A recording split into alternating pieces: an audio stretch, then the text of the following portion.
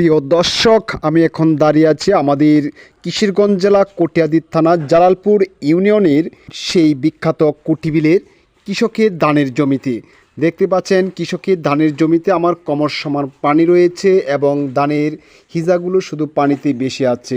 আমাদের এই খালগুলো যদি পর্যাপ্ত পরিমাণ খনন করা থাকতো তাহলে আজকের এই কৃষকের জমিতে কমর সমান পানি দেখতে হতো না। হয়তো একদিনেই এই পানি নেমে খালে চলে যেত, কিন্তু খননের অভাবে এই পানি নিষ্কাশনের কোনো ব্যবস্থা নেই। সেই কুঠিবিলের পাড়ে যতগুলো জমি ছিল কৃষকের, সম্পূর্ণ যেন এই ঝড়ের পানিতে তলিয়ে গেছে। কিছু অংশ মানুষ ভিজে ভিজে কেটে পাড়ে তুললেও অধিকাংশ জমি এখনও পানির নিচে তলিয়ে আছে।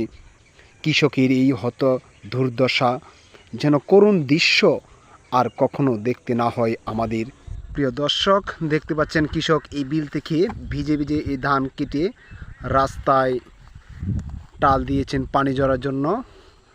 পানি ঝরলে হয়তো ধানগুলা বাড়িতে নেওয়ার ব্যবস্থা করবেন।